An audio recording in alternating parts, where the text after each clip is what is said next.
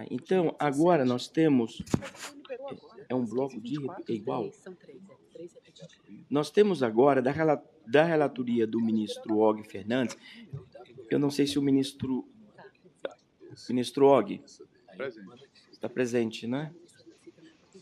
E a ministra Nancy também por vídeo, o ministro Og por vídeo. Boa tarde a ambos.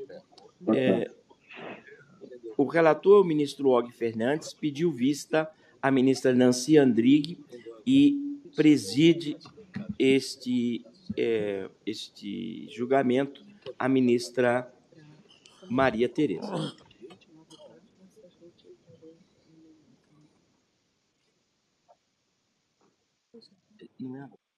É o número 7 e o número 8 e 9. Eu acho que esse eu não voto, né? Um instante que eu já vou ver. Não, né? Exato. Um instantinho só. Em primeiro lugar, começou em dezembro de 23, houve sustentação oral. O relator votou, o ministro Og Fernandes, conhecendo do recurso especial e negou provimento, o ministro Vilas Boas Coiva pediu vista. Em 5 de 2 de 25, o ministro Vilas Boas Coiva, conhecendo do recurso e negando provimento, o resultado foi o mesmo, mas com uma tese diferente. Não é? Pediu vista antecipada à ministra Nancy e nós estamos todos à espera agora do voto da ministra Nancy. Ministra Nancy, boa tarde. Vossa Excelência, então, tem a palavra e depois eu volto ao ministro Og Fernandes, que é o relator. Correto, ministro Og?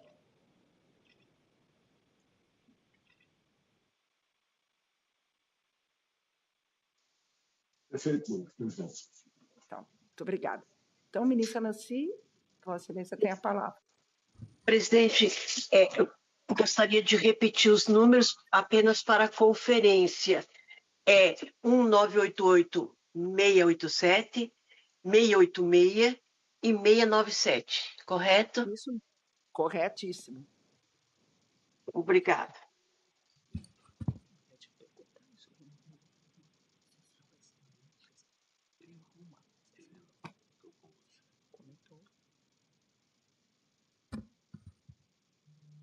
Senhora presidente, muito obrigada. É a primeira vez que falo nessa sessão. Uma boa tarde a todos que participam, meus queridos colegas. Examina-se um recurso especial interposto pelo Instituto Nacional do Seguro Social, fundamentado exclusivamente na linha A, contra um acordo do TRF2. A ação é de revisão de benefício previdenciário, ajuizada por Alcino José Furtado. E aqui é uma questão de indeferimento de pedido de gratuidade da Justiça. O acordo do TRF2 deu provimento ao agravo do instrumento interposto por Alcino para deferir a gratuidade requerida. E o recurso especial, foram opostos o recurso especial pelo INSS. O acórdão da Corte Especial afetou o presente recurso ao rito dos repetitivos. Tivemos manifestação do amicus curiae, parecer do MP pelo conhecimento e não provimento. E o nosso querido ministro Og Fernandes, relator, votou para negar provimento ao recurso especial e apresentou as suas teses. O propósito recursal aqui nos termos da afetação do recurso ao rito dos repetitivos é definir se é legítima a adoção de critérios objetivos para aferição da hipossuficiência na apreciação do pedido de gratuidade de justiça formulado por uma pessoa natural, levando em conta as disposições do artigo 98 e 99, parágrafo 2º do CPC. É preciso observar de início para a resposta para a controvérsia delimitada na afetação que não se esgota em uma mera afirmação positiva ou negativa a respeito da adoção ou não desses critérios objetivos. Como se verifica dos votos até então proferidos, a discussão abrange todo um procedimento de pedido de gratuidade, sobretudo a forma de como verificar a comprovação do preenchimento dos pressupostos legais dos artigos que já mencionei. Nesse contexto, a solução da controvérsia em exame perpassa pela compreensão dos requisitos legais para se ter direito à gratuidade, bem como da forma como tais requisitos devem ser comprovados e das possíveis posturas do juiz na análise do pedido da gratuidade. No que concerne os requisitos, dispõe o artigo 98 que a pessoa natural ou jurídica brasileira ou estrangeira, com insuficiência de recursos para pagar as custas, despesas processuais e honorários, tem direito à gratuidade na forma da lei. O requisito legal não consiste em uma faixa de renda mensal fixa e tampouco se refere a um conceito extremamente abstrato, como seria o de pobreza, de necessidade, de hipossuficiência ou até mesmo de insuficiência de recursos sem um complemento. Quando o referido dispositivo menciona insuficiência de recursos, ele estabelece uma finalidade específica, aspas, para pagar as custas e despesas processuais e honorários advocatícios. Não é necessário, portanto, que a pessoa seja pobre para fazer jus ao benefício da gratuidade, bastando que os seus recursos não sejam suficientes para arcar com os gastos do processo em exame. A opção legal consiste na ideia de que não é justo que os gastos oriundos de um processo judicial, meio para exercer um direito ou se defender, prejudiquem a renda e as despesas essenciais do cidadão. Por sua vez, em atenção ao requisito previsto no artigo 98 caput, é fundamental observar que a análise do pedido de gratuidade é necessariamente casuística. Essa conclusão decorre de duas simples constatações. A primeira, as condições sociais e financeiras de cada pessoa são distintas.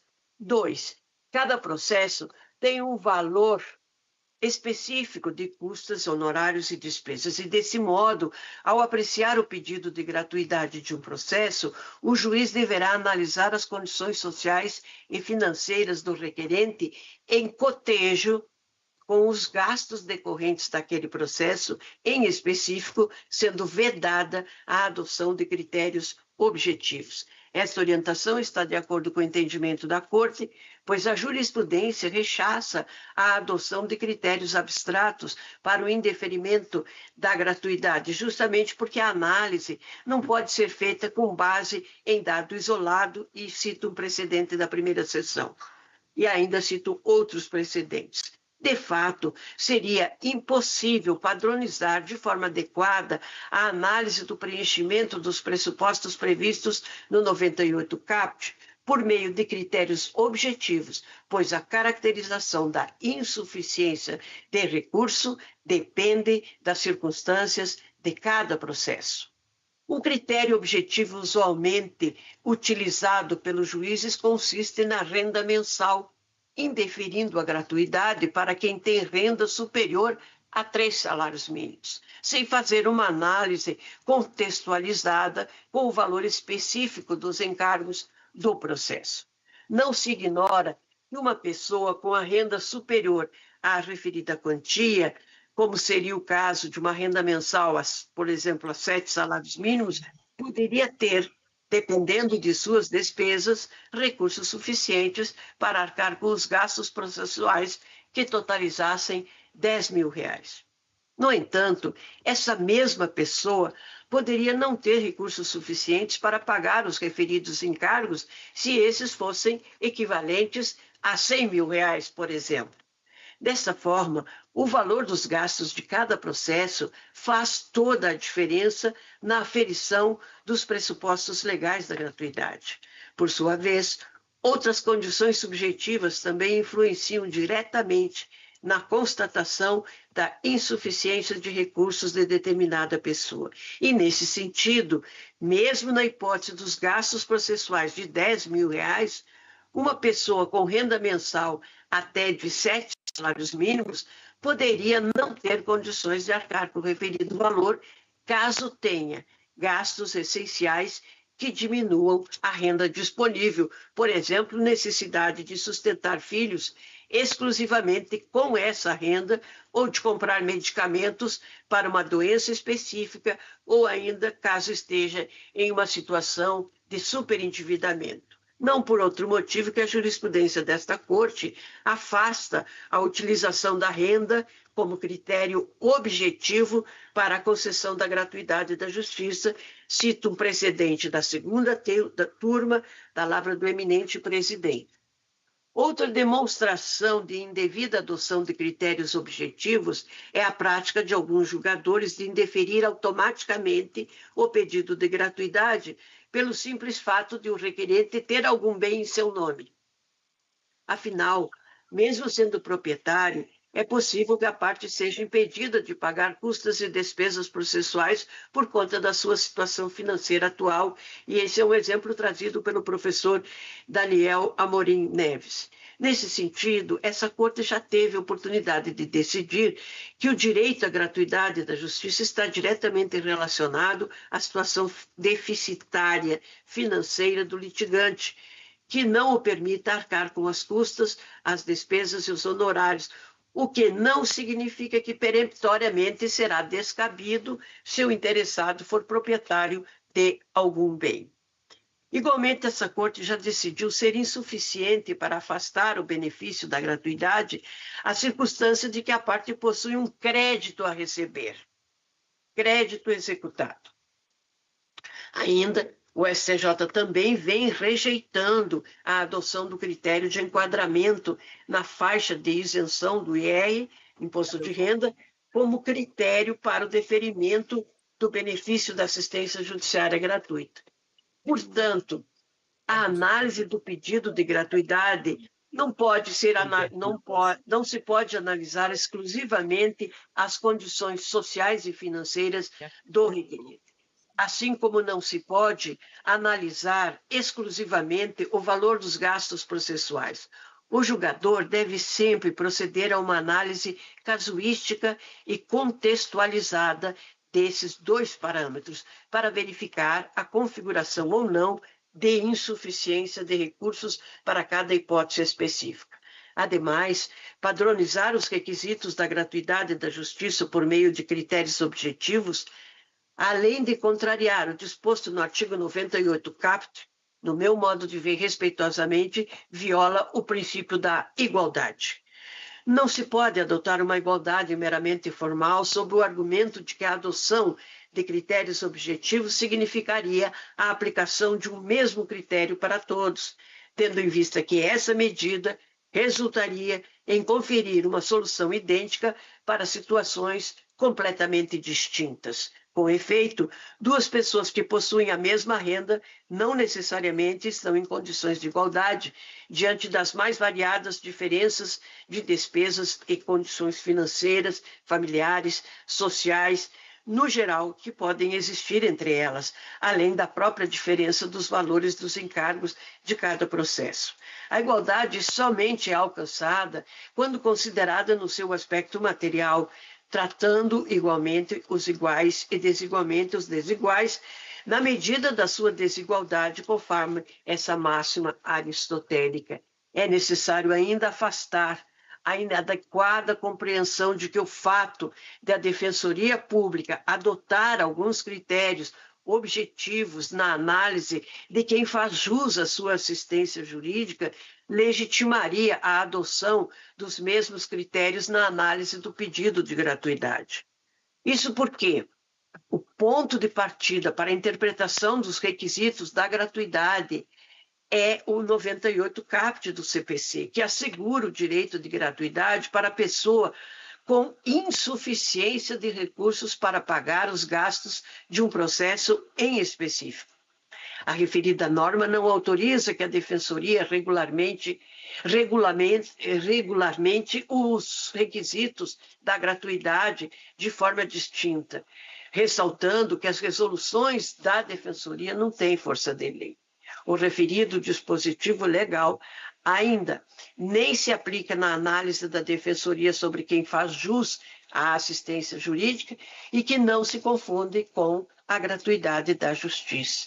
A fonte normativa do dever da Defensoria em prestar assistência gratuita, prevista no artigo 134 e na Constituição, no artigo 5º, os quais adotaram um conceito mais genérico de necessitados e de insuficiência de recursos, mas sem detalhar uma finalidade específica, como faz o Código de Processo Civil.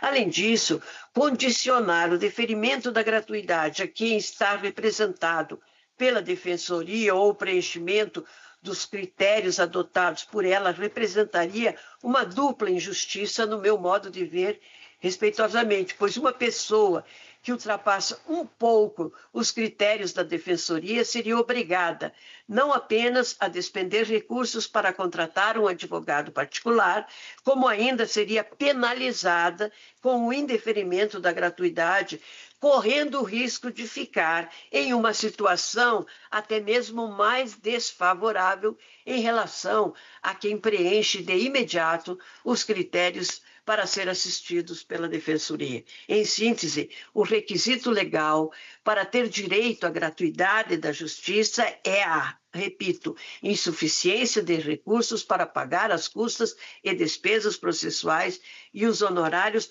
do processo em específico, cuja análise deve ser feita, repito novamente, de forma casuística, cotejando as condições sociais e financeiras do requerente e os gastos do processo, sendo inviável uma análise padronizada ao pedido por meio de critérios objetivos. Resta saber como pode ser comprovado o preenchimento do requisito do referido pressuposto legal e a dinâmica do ônus da prova nessa situação, o que também demonstrará a inadequação de se adotar critérios objetivos e a suficiência da regulamentação da matéria pelo CPC. Em se tratando de pessoa jurídica, não há dúvida de que ela tem o ônus de comprovar de forma efetiva que os seus recursos são insuficientes para pagar os encargos do processo. Por sua vez, em se tratando de pessoa natural, o legislador optou por facilitar a comprovação ao dispor no artigo 99, parágrafo 3º, que presume-se verdadeira a alegação de insuficiência deduzida exclusivamente por pessoa natural. Em razão desta previsão legal, o pedido de gratuidade de justiça formulado por pessoa natural pode ser baseado tão somente na alegação ou declaração de insuficiência, sendo bastante para o deferimento do pedido. Como se sabe, não se trata de uma presunção absoluta, mas sim relativa, de modo que pode ser afastada mediante prova em sentido contrário. E este é o ponto que, no meu modo de ver, merece atenção.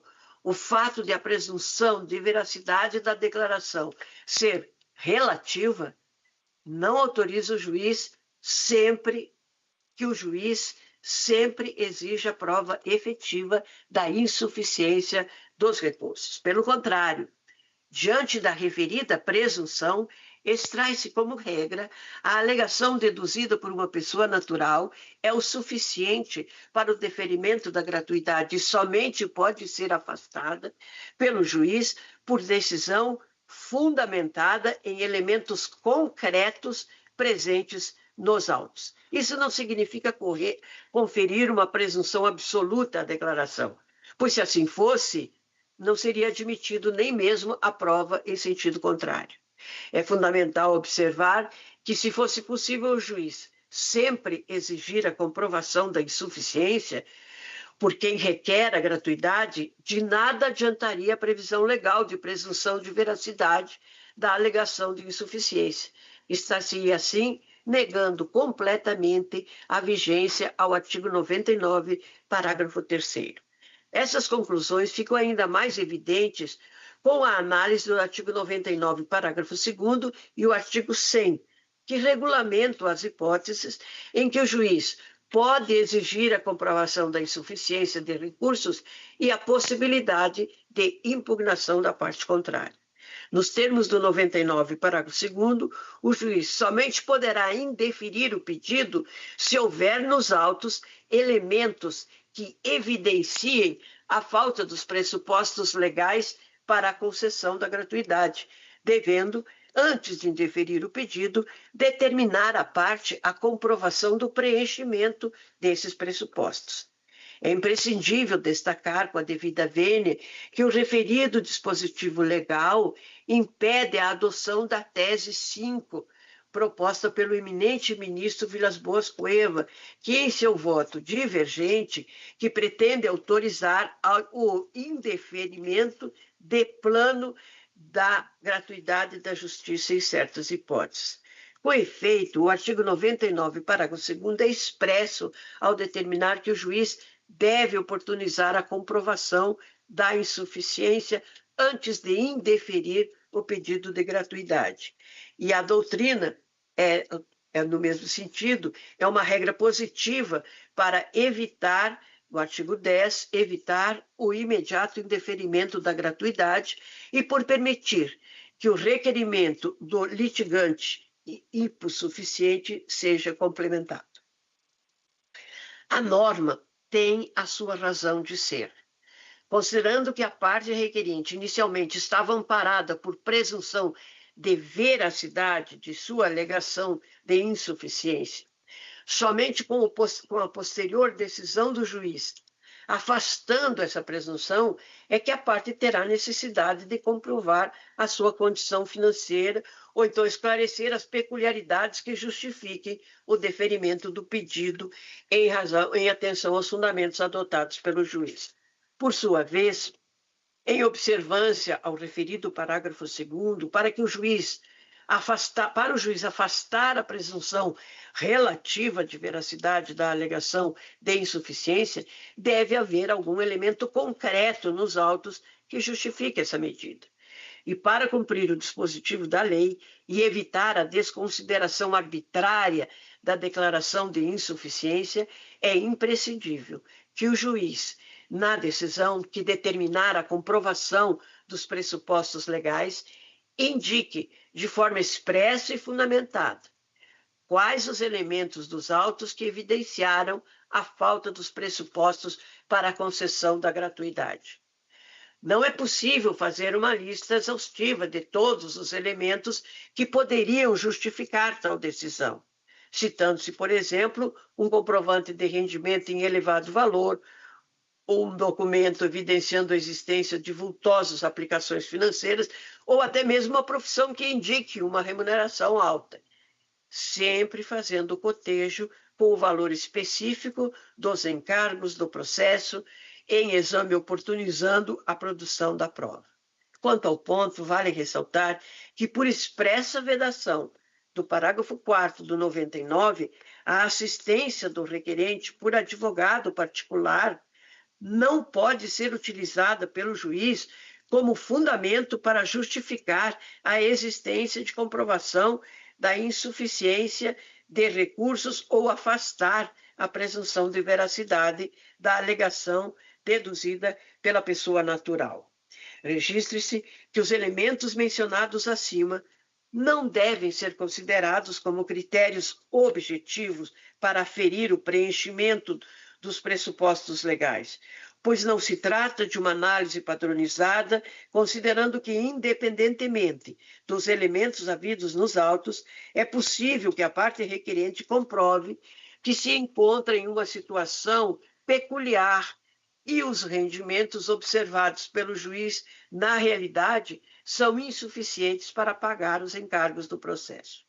Por esta razão, com a devida vênia do eminente relator e a divergência, não me parece adequado admitir a adoção de critérios ou parâmetros objetivos, mesmo que em caráter meramente suplementar ou com ressalva de se vedar a adoção de tais critérios de forma exclusiva.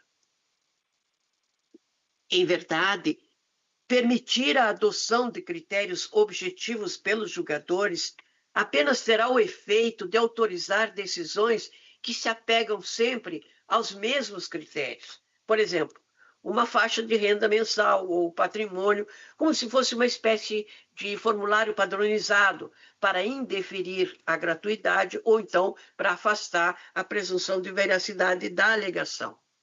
Reitere-se que o juiz sempre poderá, na forma do 99, parágrafo 2º, analisar os elementos dos autos, provas, documentos, etc., para verificar eventual evidência de que a parte possui recursos para pagar os encargos e justificar a exigência de comprovação efetiva da insuficiência dos recursos.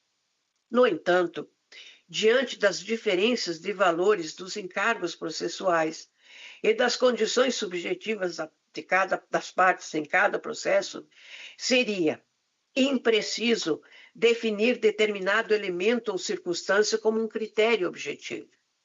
Uma renda superior a 5 salários mínimos pode justificar o indeferimento da gratuidade em um processo, mas não em outro. A conclusão dependerá sempre das particularidades de cada processo. Assim, a análise será sempre casuística, não sendo legítima a adoção de critérios objetivos aplicáveis a todas as situações. De todo modo, ressalta-se que o juiz, ao se deparar com um pedido de gratuidade, caso não haja elemento nos autos em sentido contrário, deve reconhecer a presunção de veracidade da declaração e deferir, ao menos de início, o deferimento da gratuidade. E nessa situação, o ônus da prova será da parte contrária, que poderá apresentar uma impugnação ao juiz que deferiu a gratuidade no prazo de 15 dias, conforme prevê o artigo 100. Como bem consignado pelo eminente relator, essa Corte Especial há muito firmou o entendimento de que a ausência de indeferimento expresso do pedido de assistência judiciária gratuita formulado enseja a presunção da concessão do benefício em favor da parte que o pleiteou, quando acompanhado da declaração de hipossuficiência, só podendo ser afastada por decisão judicial fundamentada, quando impugnada pela parte contrária ou quando o julgador buscar no processo informações que desqualifiquem referida declaração, e estou lendo literalmente um voto do querido ministro Benedito Gonçalves aqui na Corte Especial. Também cito um outro do ministro Raul Araújo, da Corte Especial, em 2016. Verifica-se, portanto, que não se está a defender um novo entendimento, mas sim a ratificação da jurisprudência já firmada por esta Corte Especial. É preciso observar que o CPC regulamenta a matéria de forma equilibrada, facilitando, em um primeiro momento, o deferimento da gratuidade com presunção de veracidade por pessoa natural, mas concedendo a longo prazo de 5 anos para o credor demonstrar que deixou de existir a situação de insuficiência dos recursos que justificou a concessão da gratuidade, parágrafo 3º do artigo 9º. Além disso, o CPC autoriza que o juiz conceda a gratuidade em relação a algum ou a todos os atos processuais, ou consista na redução do percentual de despesas processuais que o beneficiário tiver de adiantar no curso do procedimento, privilegiando a adoção de uma solução específica para cada processo, repito, a depender das peculiaridades. Por fim, é necessário ter cautela ao se pretender afastar o texto expresso da lei e interpretá-lo contra a sua finalidade, em sentido contrário à promoção do acesso à justiça, com base em argumentos econômicos ou em comparações com outros países, sem considerar a realidade econômica e social do Brasil. Assim, não se ignora que, de acordo com o relatório do CNJ em 2023, Em 27% dos processos, houve a concessão de gratuidade da justiça, excluindo os processos em que não há cobrança, como os criminais e aqueles que tramitam nos juizados especiais. Todavia, ao contrário do que pode parecer, esse percentual não é tão elevado ao se considerar a realidade brasileira, tendo em vista que em 2023 o rendimento domiciliar per capita médio foi de R$ 1.848 em nível nacional, pouco mais, portanto, de um salário mínimo. Além disso, em 2023, verifica-se que, primeiro, 27,4% da população brasileira, portanto, mais de 58 milhões de brasileiros se encontrava na linha da pobreza moderada, com renda de R$ 665 por mês. 2. 4,4% da população, portanto, mais de 9 milhões de pessoas se encontram na linha da pobreza extrema, com renda de R$ 209 por mês. É evidente que essa difícil realidade foi considerada pelo legislador ao facilitar o acesso à justiça, assegurando a gratuidade para quem não tiver recurso específico para os encargos processuais, bem como desburocratizando a comprovação do direito ao benefício mediante atribuição de presunção de veracidade à alegação da pessoa natural, nos termos do artigo 98 e, repito, 99, parágrafo 2º e 3º. Revela-se ainda indevida a intervenção do judiciário para restringir o direito à gratuidade da justiça mediante criação de critérios objetivos, considerando que o legislador evitou a utilização de tais critérios para permitir uma análise casuística, precavendo-se de eventuais injustiças ao garantir que, na ausência de outras provas, prevaleça a simples alegação de insuficiência de recursos por pessoa natural. E nessa linha, o benefício tem como principal escopo assegurar a plena fruição da garantia constitucional de acesso à justiça, não comportando interpretação que impeça ou dificulte o exercício do direito de ação ou de defesa. Em igual sentido, não me parece viável dar desdobramento da presunção legal de hipossuficiência, disse o ministro Raul Araújo, interpretação que venha a tolher o próprio direito constitucional e legalmente assegurado à parte, e Sua Excelência disse essa bela frase no EARESP 440-971 do Rio Grande do Sul, aqui na Corte Especial. Diante dos elevados índices de pobreza no Brasil, como narrado acima, dificultar o acesso à justiça estabelecendo-se uma análise padronizada ou permitindo o indeferimento da gratuidade de plano pelo juiz sem oportunizar a prova, além de contrariar a lei, significaria fechar as portas do judiciário aos que mais precisam. Ninguém deve ser obrigado a sacrificar o seu sustento para exercer um direito. A regulamentação da gratuidade, na exata forma em que prevista no CPC, já é suficiente para evitar abusos por meio de uma análise casuística e fundamentada pelo juiz. Permitir a utilização de critérios objetivos, sobretudo em sede de precedente vinculante, no meu modo de ver, respeitosamente, apenas estimularia decisões padronizadas, afastando a presunção de veracidade e da declaração de insuficiência sem a devida fundamentação, além de limitar as possibilidades de prova, deixando ao desamparo boa parte da população que, sem a gratuidade, não tem condição de exercer os seus direitos. Das teses a serem fixadas, verifica-se que os fundamentos aqui expostos se encontram, na maior parte, em consonância com o voto do eminente relator, ministro Og, mas divergindo parcialmente para afastar a possibilidade de adotar critérios objetivos, mesmo que de forma suplementar, bem como para reforçar o caráter casuístico da análise do pedido de gratuidade. Além disso, considerando que o presente julgamento servirá como uma verdadeira orientação aos julgadores, revela-se oportuno, com a devida vênia, que as teses a serem fixadas detalhem especificamente o procedimento a ser seguido pelos juízes na apreciação do pedido de gratuidade. E, diante dessas considerações e dos fundamentos adotados nesse voto, eu propus, presidente, a tese alternativa, e que está nas folhas 22 do meu voto. Peço licença para não ler, porque os colegas já têm no seu computador.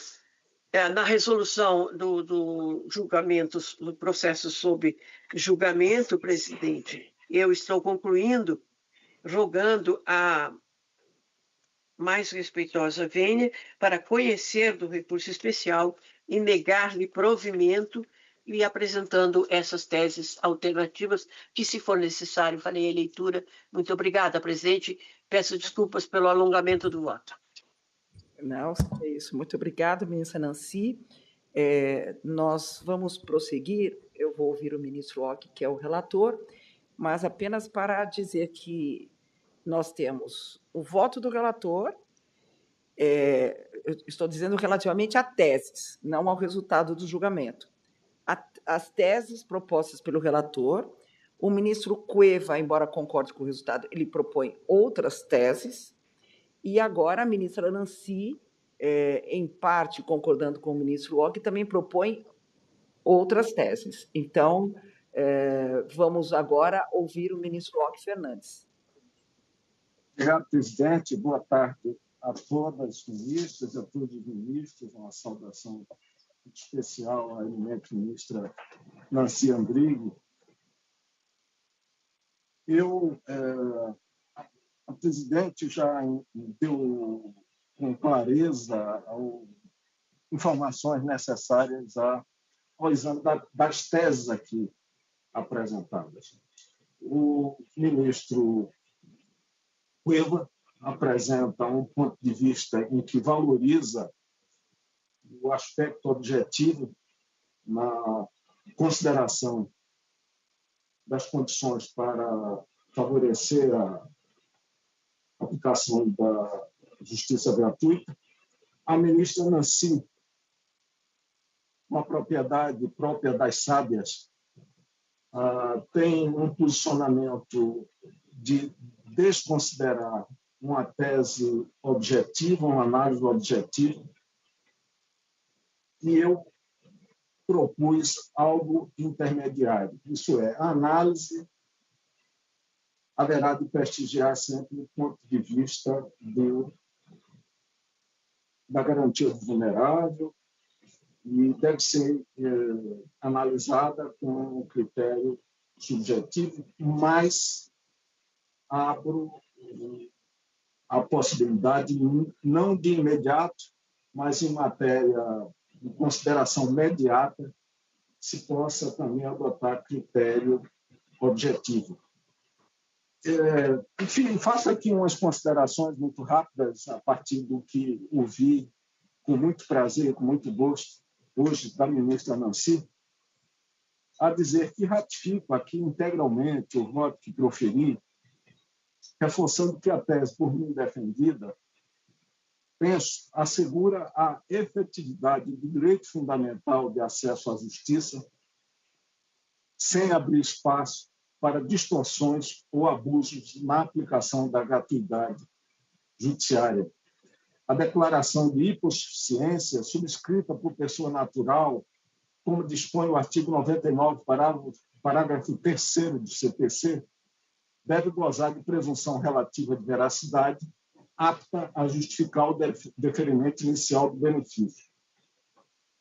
Todavia, a mesma lei expressamente confere ao magistrado, diante de elementos concretos que possam infirmar essa presunção, a possibilidade, e mais do que isso, o dever, de intimar o requerente a comprovar sua condição econômica, conforme preceitua o artigo 99 parágrafo 2º. É precisamente nesse ponto que reside a ponderação necessária. Vedo o uso de parâmetros objetivos como critério automático e excludente, mas admito que possam ser considerados em caráter suplementar como meros indícios que auxiliem o juiz a decidir se é caso de exigir a comprovação adicional.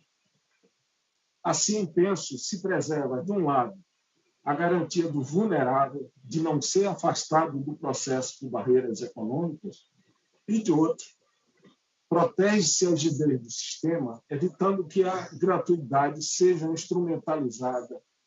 E aí realço o que acho vulnerável do critério unicamente subjetivo, que a gratuidade seja instrumentalizada de forma abusiva ou indiscriminada em prejuízo da efetividade da jurisdição. Esta é, ao meu ver, a leitura que melhor harmoniza os valores constitucionais envolvidos, conciliando a tutela dos necessitados com a necessidade de resguardar a boa-fé e a racionalidade da prestação jurisdicional, razão pela qual eu reitero e ratifico o voto nos termos já lançados. São as minhas ponderações, eminente presidente. Muito obrigada. Como disse o ministro Og, acho que nós podemos resumir, ministro Og, proibindo o critério objetivo, mas subsidiariamente, quando não possível, aplica. O ministro Cueva permite e a ministra Nancy proíbe forever, sempre. Então, nós temos 3 teses bem postas aqui. Bom, vamos colher os votos, já estamos com todo o debate. Ministro Og sendo o relator, ministro Luiz Felipe Salomão não participou porque houve sustentação oral.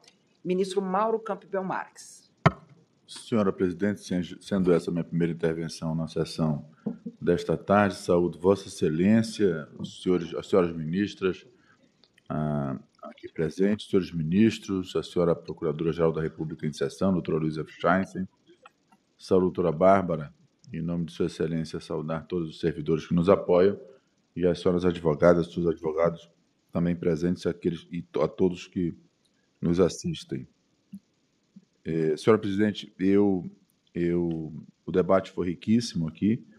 As teses lançadas, tanto pelo eminente relator, quanto pelo ministro Cueva, quanto pela ministra Nancy, também muito percussientes. Eu vou optar, senhora presidente, pelas teses fixadas objetivamente pelo relator, já que são mais reduzidas e, a meu sentir, alcançarão a objetividade necessária para um recurso repetitivo, para que nós não possibilitemos que da uniformização criemos uma pletora ainda maior de recursos para tratar de um tema tão sensível que é o acesso ao judiciário. Penso que, ainda que não de forma imediata, mas mediatamente, tanto as teses trazidas por Sua Excelência o ministro Cueva, como por Sua Excelência a senhora ministra Nancy Andrighi, estão, ao fim e ao cabo, abarcadas pelas teses fixadas pelo ministro Og Fernandes, guardadas raríssimas ressalvas. Sendo assim, senhora presidente, eu acompanho o eminente relator integralmente. Muito obrigada, ministro Mauro. O seguinte a votar, ministro Benedito Gonçalves. Boa tarde, ministro Benedito, que está aqui virtualmente. Boa tarde. Obrigado. Obrigado, presidente. Está dando um eco. Eu não tenho YouTube aqui aberto, não. Vamos continuar. Saudando primeiro a Corte, os seus integrantes, ministros e ministras, Ministério Público, servidores e advogados. E no tocante ao tema debatido nesse repetitivo, eu estava até olhando os precedentes da minha lá, foi citado até o ministro Og, também o ministro Nancy, e eu concluí, não é nem pedindo bem, o resultado foi o mesmo, que houve uma tendência de ampliar melhor as teses de aceitação desse benefício. Então, me rendo à vênia aos 2 ministros Nancy e ministro Cueva e acompanho integralmente o relator. Então, Vossa Excelência acompanha o relator. Muito obrigada. Exato. Ministro Raul Araújo. Boa tarde, senhora presidente. Reitero os cumprimentos, eminentes pares, senhora subprocuradora-geral da República, senhoras e senhores advogadas e advogados, servidoras e servidores. Eu também entendo que o voto do eminente relator traz uma tese mais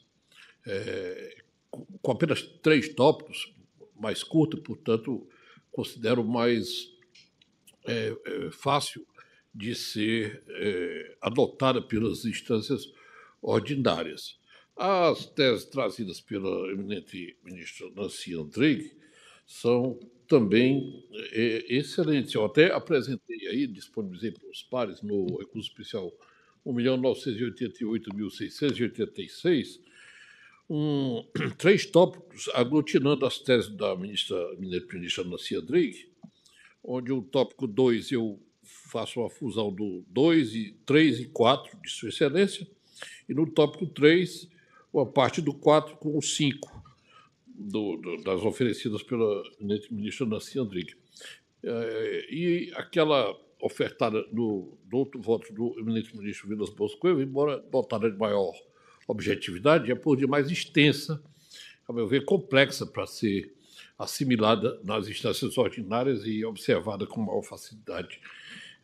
Não será fácil.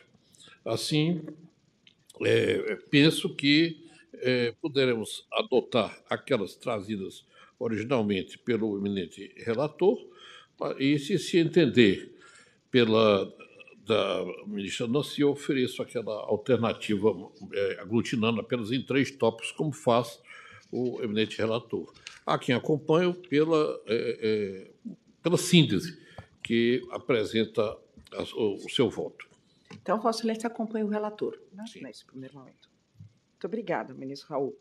Ministra Maria Isabel. Senhora presidente, eu cumprimento todos os colegas e todos os participantes da presente sessão, na pessoa de Vossa Excelência, e peço vênia para acompanhar integralmente as teses propostas pelo ministro Cueva, que penso tragam maior objetividade ao exame da questão. Muito obrigada, ministra Maria Isabel. Ministro Antônio Carlos. Senhora presidente, boa tarde a todos. Eu li atentamente os votos. Cumprimento os ministros pela riqueza dos debates. Peço vênia à ministra Nancy e ao ministro Ricardo Cueva para subscrever o voto do relator. Obrigada. Ministro Sebastião, boa tarde. Boa tarde, senhora presidente. Eu também peço vênia ao ministro Nancy e ao ministro Cueva e acompanho na íntegra o ministro relator. Ministro Joel, também boa tarde, ministro Joel. Boa tarde, senhora presidente, senhores ministros, senhoras subprocuradoras, senhores advogados, servidores. Ouvi e li todos os votos brilhantes, mas eu fico com o ministro Cueva. Vou acompanhar o seu voto, pedindo vênia ao ministro Og e à ministra Nancy. Muito obrigada, ministro Joel, por participar. Continuamos, então, com o ministro Humberto, porque o ministro João Otávio de Noronha não participou. Ministro Humberto Martins, por favor. Senhora presidente, eu também observei os 3 votos apresentados, um pelo relator ministro Og, e também do ministro Cueva e da ministra Nancy. Mas entendi que ficaria muito mais, no meu sentir, mais objetivo, inclusive com relação a uma matéria tão complexa, o apresentado pelo relator ministro Og, pedindo vênia ao ministro Cueva e à ministra Nancy. Eu acompanho integralmente o voto apresentado pelo ministro Og Fernandes, pedindo mais uma vez vênia aos grandes votos do ministro Cueva e da ministra Nancy. Muito obrigada. Finalmente, ministro Herman Benjamin. Presidente, eu creio que a votação já está praticamente concluída, mas eu tenho um voto vogal no sistema, eu não vou ler, e depois de indicar a convergência que há entre as duas posições, eu digo que, isso é a partir do item 6 da emenda, apesar da convergência nos pontos acima indicados, as conclusões apresentadas ao final divergem em relação à possibilidade de adoção de critérios objetivos para a aferição da hipossuficiência. E, a partir daí, eu faço considerações e, para concluir, da seguinte forma, que, com a devida vênia dos que pensam em contrário, não extraio conclusão de que o parágrafo 2º do artigo 99 do CPC veda peremptoriamente o estabelecimento de critérios objetivos para a aferição da hipossuficiência. Dizer que a concessão da justiça gratuita, especificamente no caso das pessoas físicas, deve ser feita a partir de circunstâncias subjetivas, como, por exemplo, a realidade econômico-financeira da parte, que evidentemente deve ser aferida casuisticamente, penso que não colide com o estabelecimento de critérios minimamente objetivos, revestidos de natureza meramente auxiliar e indiciária, isto é, jamais suficientes em si mesmos, destinados a orientar a autoridade judicial na aferição da hipossuficiência, inclusive principalmente para o efeito de ensejar, em caso de insegurança no juízo de convencimento, a intimação da parte para comprovação dos requisitos. Isso está, inclusive, dito expressamente no trecho final do parágrafo 2º do artigo 99 do CPC. Do contrário, já concluindo, perde qualquer utilidade a afetação da matéria para julgamento no rito dos recursos repetitivos, pois a definição genérica de uma tese essencialmente subjetivista não traria segurança para o judicionado e mesmo para os órgãos jurisdicionais, permanecendo demasiadamente capilarizado o juízo para análise desse benefício processual e, com isso, inclusive, permaneceriam os casos relacionados com essa matéria a aportar em grande quantidade ao Superior Tribunal de Justiça. Tenho a impressão que nós vamos, em vez de ter uma redução ou mesmo uma estabilização do número de recursos acerca dessa temática no Superior Tribunal de Justiça, suspeito, e espero estar errado, que deve haver um aumento substancial desses casos. E, por isso, eu voto para negar provimento ao recurso especial, acompanhando, entretanto, os fundamentos e a tese repetitiva sugeridos pela divergência inaugurada pelo eminente ministro Vilas Boas Cueva.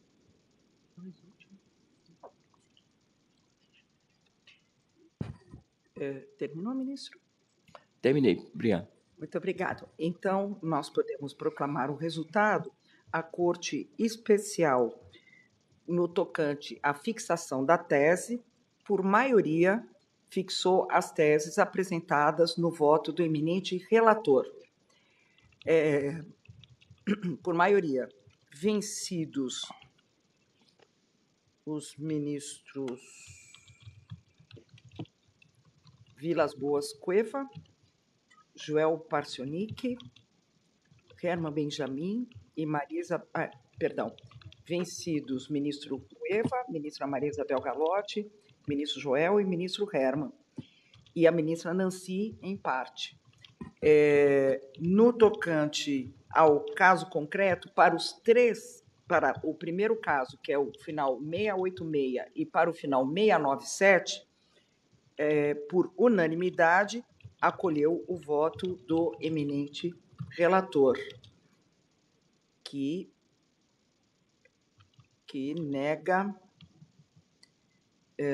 nega provimento. E no caso cujo processo termina com 687, como o ministro Cueva divergiu, ministro Cueva, no segundo caso, Vossa Excelência divergiu do relator. para pegar este segundo caso. Vossa Excelência diverge para dar parcial provimento ao recurso especial, no caso concreto, e que foi acompanhado pelas que lhe seguiram. Ministra Nancy Andrighi, no caso concreto, no segundo caso, Vossa Excelência acompanha, deixa eu ver, o relator, nega o provimento, ministra. Então, no segundo caso, vencidos, no caso concreto, o ministro Cueva e aqueles que o acompanharam, não é? E nos demais, votação unânime. Eu acho que, assim, fechamos a proclamação. Espero que tenha sido a contento. Eu devolvo a presidência a Vossa Excelência. É o primeiro aí. Cadê a data? Ué, sumiu. Como assim?